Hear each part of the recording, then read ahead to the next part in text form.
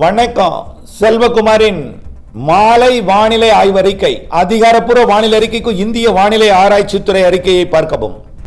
வானிலை அமைப்பை பார்ப்போம். ஏற்கனவே மலேசியா மற்றும் இந்தோனேஷியாவின் சுமத்ரா அருகே, அதாவது மலாக்கா ஜலசந்தியில், அதாவது மலேசியா சிங்கப்பூருக்கும் இந்தோனேஷியாவிற்கும் இடைப்பட்ட ஜலசந்தியில் நீடித்துக் கொண்டிருந்த அந்த காற்றழுத்த தாழ்வு மண்டலம், ஆழ்ந்த காற்றழுத்த தாழ்வு மண்டலமாக நீடித்துக் கொண்டிருந்தது. அது இன்றைக்கு புயலாக மாறி இந்தோனேஷியா கடந்து செயலிழந்து விட்டது. கொஞ்ச நேர புயல், அரை நாள் புயல் தான் சொல்லலாம். இது ஒரு அரை நாள் புயலா.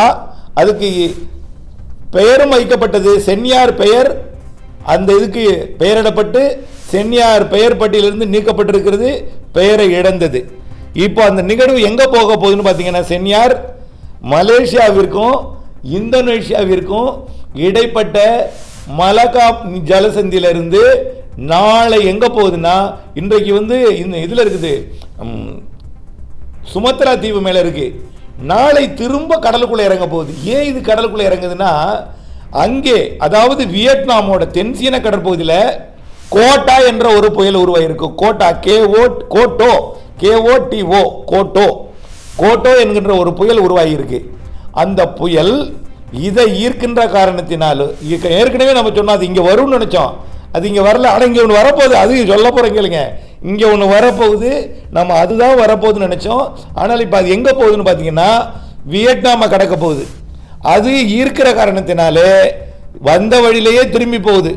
வடக்கு மலேசியாவிலிருந்து அது இந்தோனேஷியாவிற்கு வந்துச்சு. திருப்பி இந்தோனேஷியாவிலிருந்து மீண்டும் நீர் ஜலசந்தியில் இறங்கி திரும்ப அது மலேசியாவோட தெற்கு பகுதியில் கடந்து மீண்டும் தாய்லாந்து வளைகுடாவில் போய் வியட்நாம் நோக்கி பயணிக்க போகுது. இதனால என்ன ஆகுதுன்னா, மலேசியாவிற்கு வெள்ளப்பெருக்கு ஏற்படுத்த போகுது. 27, 28, 29 மலேசியாவிற்கு 27, 28, 29 வெள்ளப்பெருக்கு ஏற்படுத்த போகுது.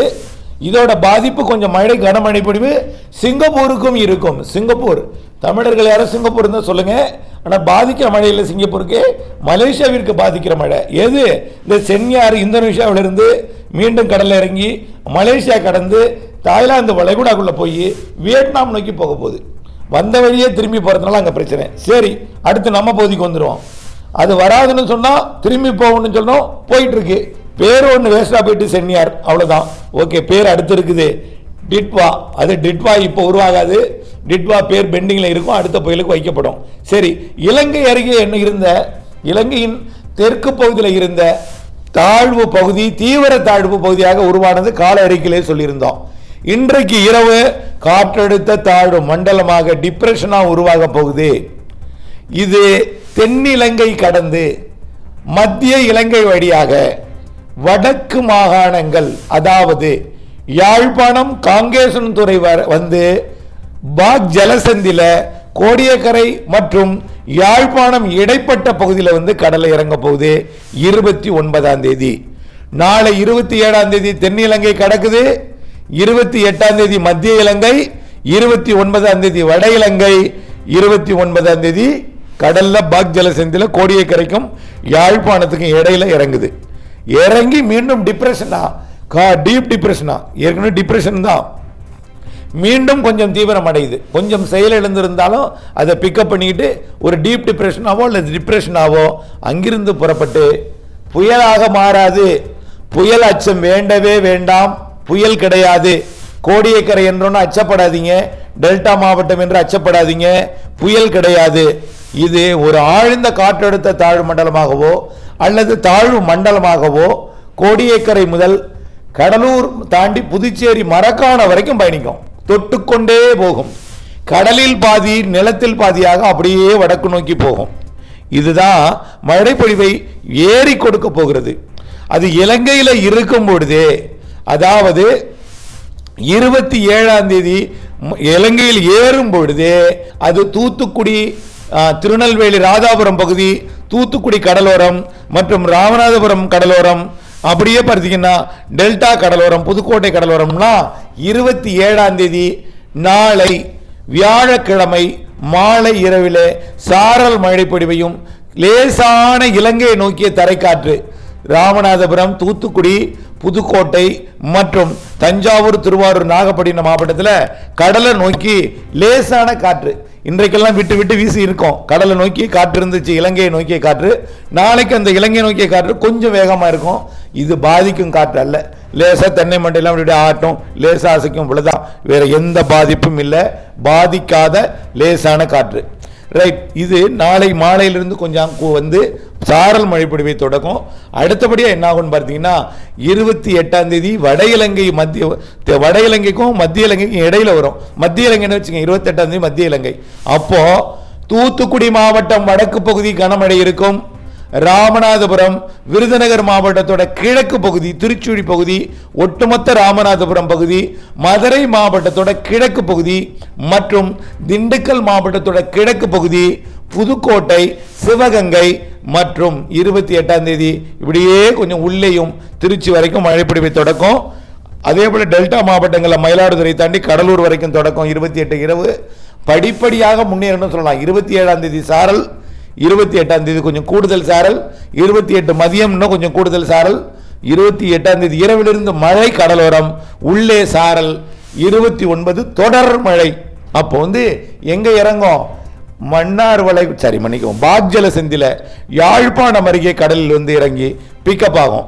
அப்போ என்ன ஆகும்னா ராமநாதபுரம் 29ஆம் தேதி ராமநாதபுரம், புதுக்கோட்டை, சிவகங்கை, திருச்சி, தஞ்சாவூர், திருவாரூர், நாகப்பட்டினம், காரைக்கால், மயிலாடுதுறை, பெரம்பலூர், அரியலூர், கடலூர், புதுச்சேரி, கள்ளக்குறிச்சி, விழுப்புரம் வரைக்கும் இந்த மழைப்பொழிவு 29ஆம் தேதி எட்டிடும். உள்ளேயும் இருக்கும் அந்த நேரத்தில் மழை. ஆனால் கனமழையாக இருக்கும். எங்கே? கடலோரம். தொடர் கனமழை பொழிவாக இருக்கும் வரக்கூடிய சனி, ஞாயிறு. அதாவது 29ஆம் தேதி 30ஆம் தேதி 2 நாளும் தொடர்ச்சியான மழைப்பொழிவு இருக்கும். புதுக்கோட்டை, ராமநாதபுரம் மற்றும் டெல்டா மாவட்டங்களில் தொடர்ச்சியான மழைப்பொழிவு இருக்கும். உள்ளேயும் தொடர்ச்சியான மழைப்பொழிவு இருக்கும். உள்ளே கனமழை என்றால் கடலோரம் வரும்போது வர வர மிக கனமழையாகவும் கடல் ஓரத்தில் அதிக மழைப்பொழிவாகவும் இருக்கும். அது இந்த மழைப்பொழிவு இந்த 29ஆம் தேதியும் 29ஆம் தேதி 30ஆம் தேதி வச்சுக்கலாம், 2 நாளும் டெல்டாவில் வலுத்த மழைப்பொழிவு கொடுத்து கொண்டிருக்கும் பொழுது இது மேற்கு மாவட்டங்களுக்கும் லேசான மிதமான மழை, சற்று கனமழை என்று ஆங்காங்கே கொடுக்கும். குறைந்தபட்சம் மிதமான மழை பரவலாக இருக்கும். எல்லா மாவட்டங்களுக்குமே இருக்கும். தென் மாவட்ட மேற்கு தொடர்ச்சி மலை, மேற்கு மாவட்ட மேற்கு தொடர்ச்சி மலை, மேற்கு உள் மாவட்டங்கள், கரூருக்கு மேற்கு உள்ள மாவட்டம், திண்டுக்கல் மேற்கு, திருப்பூர், கோயம்புத்தூர், ஈரோடுலாம் மிதமான மழை இருக்கும். கரூருக்கு தெற்கே, கரூர் பாதிக்கு கிழக்கே நல்ல மழைப்பொழிவு இருக்கும், கனமழைப்பொழிவு இருக்கும். திருச்சிக்கு கிடைக்க மிக கனமழைப்பொழிவாக இருக்கும். டெல்டாவுக்கெல்லாம் அதிக மழைப்பொழிவாக இருக்கும் என்பதை தெரியப்படுத்த விரும்புகிறேன். இந்த நிகழ்வு இன்னும் அப்படியே கோடியக்கரை முனை வழியாக நாகப்பட்டினம் மாவட்ட கடலோரம் வழியாக அப்படியே காரைக்கால், இந்த மயிலாடுதுறை, விழுப்புரம் மாவட்டத்துக்கு போய் கொண்டிருக்கும் பொழுது அப்படியே விழுப்புரம், கள்ளக்குறிச்சி, விழுப்புரம் மழை வந்து தீவிரமடையும். அப்படியே சென்னைக்கு தொடங்கி அப்படியே படிப்படியாக இன்க்ரீஸ் ஆகிடும். இங்கே தீவிரமடையும். வடக்கு நோக்கி நகர அப்போ தூத்துக்குடி விடும், தூத்துக்குடி அப்படியே ராமநாதபுரம் விடும், புதுக்கோட்டை விடும், அப்புறம் சென்னைக்கு தொடங்கும். அங்கே தீவிரமடையும், இங்கே தீவிரம் குறைஞ்சிட்டே வரும் தெற்கிருந்து.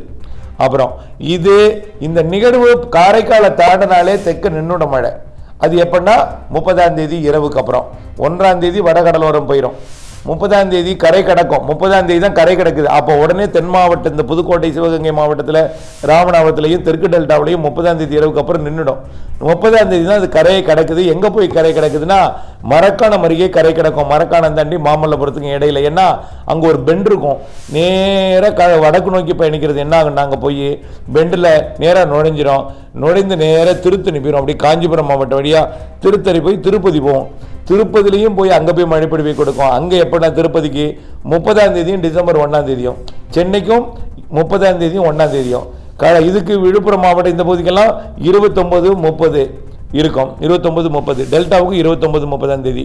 தென் மாவட்டங்களுக்கு 28, 29, 29 ராமநாதபுரம்லாம் 29 தான் இருக்கும். 30ஆம் தேதி இருக்காது. 30ஆம் தேதி வடக்கே வந்துடும். 30ஆம் தேதியில் டெல்டாவுக்கும் கடலூர் பகுதிகளுக்கெல்லாம் இருக்கும். இந்த வடகடலோரம் மழை பெய்யும் பொழுது கிருஷ்ணகிரி, தருமபுரிக்கும் இருக்கும். அதே போல் மத்திய கடலோரம், கடலூர் எல்லாம் மழை பெய்யும் போது எங்கே பெய்யும்? சேலத்துக்கு இருக்கும், ஈரோட்டுக்கு இருக்கும், நாமக்கலுக்கு இருக்கும். நாமக்கல் கிழக்குக்கே மழை இருக்கும். அதே போல் சேலத்துக்கு கிழக்குக்கே நல்ல மழை இருக்கும். கிருஷ்ணகிரி தருமபுரியோட கிழக்கு ஓரத்தில் நல்ல மழை இருக்கும். திருப்பத்தூர் வேலூருக்கு இருக்கும். இதெல்லாம் கனமழை இருக்கும். கடலோரம் வர வர மிக கனமழை, அதிக கனமழை, அதீத மழை பொழிவாக கடலோரத்தில் இருக்கும். கிழக்கே வர வர கடலோரம் தான் அதிகமாக இருக்கும். உள்ளேயும் மழை இருக்கும். இது ஆந்திர பகுதி, உள்பகுதி, அந்த நேராக திருப்பதி நோக்கி போக போகுது. உள்ளே இப்படி கிராஸாக போனால் தான் உள்ளே நிறைய மழை பொழிவு கொடுக்கும். அடுத்தடுத்த நிகழ்வு இருக்குது. பார்த்தீங்கன்னா இப்போது கிருஷ்ணகிரி, தருமபுரி எல்லாமே மழை பொழிவு. இது கடலோரம், வடகடலோரம் இருக்கும்போதும் டெல்டா கடலோரம் இருக்கும்போதும் மேற்கு மாவட்டங்களில் 29, 30 கொடுக்கும். அப்படியே ஆந்திரா ஒட்டிருக்கூடிய கர்நாடக பகுதிக்கெல்லாம் டிசம்பர் 1 மழை பொழிவு கொடுக்கும். அப்போ வந்து குப்பம், அந்த பக்கம் நகரி, கோளாறு, தங்கவயல் இந்த பகுதிக்கெல்லாம் பார்த்தீங்கன்னா டிசம்பர் 1 மழை பொழிவை கொடுக்கும். அப்புறம் இந்த நிகழ்வு அப்படியே ஆந்திர பிரதேசம் போய் செயல் இழந்து ஒரு காற்று சுழற்சியாக கடலில் போய் இறங்கிடும். நல்லா புரிஞ்சுங்க. இப்போ தான் இருக்குது ஒரு செய்தி. இப்போ தாய்லாந்து வளைகுடா நோக்கி திரும்பி போகிறதுனால, அது வியட்நாம் கிடக்கிறதுனால, அப்படியே வியட்நாமிலிருந்து எங்கே வரப்போகுது பாருங்கள், அந்த காற்று சுழற்சி வங்கக்கடலுக்கு தான் வரப்போகுது. ஒரு தீவிரம் இல்லாத ஒரு வலு குறைந்த ஒரு காற்று சுழற்சியாக வரும், வங்கக்கடலுக்கு வரும். இப்போ அந்த வங்கக்கடலுக்கு வரும்பொழுது இங்கேருந்து வடக்கு நோக்கி போகுது பார்த்தீங்களா இந்த நிகழ்வு. இது போய் அவங்க 1 ஆந்திர பிரதேசம் போய் 2 போய் செயலிழந்து அப்படியே கடலுக்குள்ளே இறங்கினோம். அது ஈர்ப்பின் காரணமாக, அந்த வியட்நாமிலேருந்து வரக்கூடிய ஈர்ப்பின் காரணமாக இது கடலுக்குள்ளே இறங்கினோம். இறங்கி ஒன்றிணைந்து மீண்டும் தீவிரமடைந்து மீண்டும் வங்கக்கடலில் கிழக்கிருந்து மீண்டும் பயணம் மேற்கு நோக்கி, இலங்கை நோக்கி, தென் மாவட்டங்கள் நோக்கி, டெல்டா மாவட்டங்கள் நோக்கி அடுத்த மழை இருக்கு. அச்சப்பட வேண்டாம், நிகழ்வு இருக்கிறது. அது எப்படிப்பட்ட நிகழ்வாக அமையும்னா, இதுவே செயலிழந்து மீண்டும் கடலுக்குள்ளே இறங்கி சுற்றி கொண்டு மீண்டும் தெற்கு நோக்கி வந்து இலங்கை கடந்து தென் மாவட்டங்களுக்கு, இந்த மழை பெய்யாத மாவட்டங்களுக்கெல்லாம் அடுத்த சுற்றின் மழைப்பொழிவை தென் மாவட்டங்களுக்கு, உள் மாவட்டங்களுக்கு மேற்கு நோக்கி கடந்து போய் கொடுக்கும்.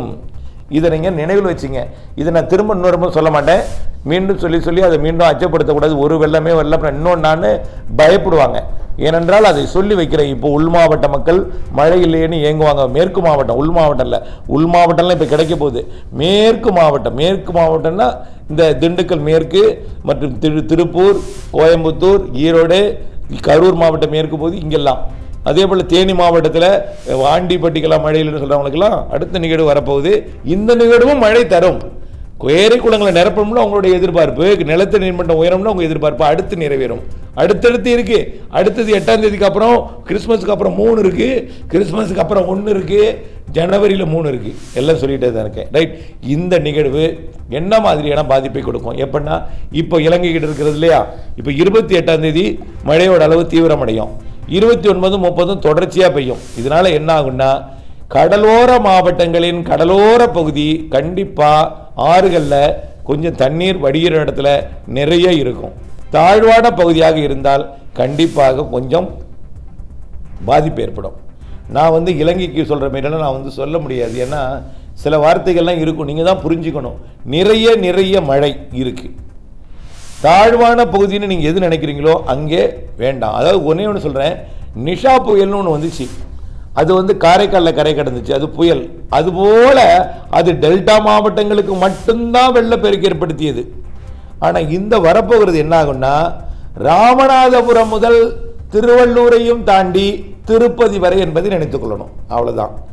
அப்போது அதையும் அப்படியே கற்பனை பண்ணி கொண்டு எங்கெங்கெல்லாம் நீர் சூழ்ந்தது, எப்படிப்பட்ட முன்னெச்சரிக்கை நாம் எடுக்கிறோன்னு எடுத்துக்கணும். அவ்வளோதான், வேறு இன்னும் ஒன்றுமே இல்லை. 2 நாள் தொடர் கனமழை பொழிவு சனி ஞாயிறு, தொடக்கம் வெள்ளி. அதற்கு முன் சாரல் மழை லேசான காற்றுடன் நாளை 27 வியாழக்கிழமை மாலை இரவிலிருந்து டெல்டாவின் தெற்கு கடலோரம் தென் கடலோரத்தில் தொடங்கும். அதுவே படிப்படியாக தீவிரமடையும்.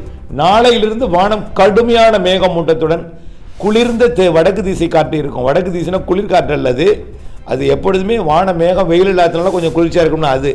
இந்த எந்த குளிரும் இந்த மழையை பாதிக்காது. காரணம், நிலநடுக்கோட்டிலிருந்து நீராவியை சுமந்து வருகிறது.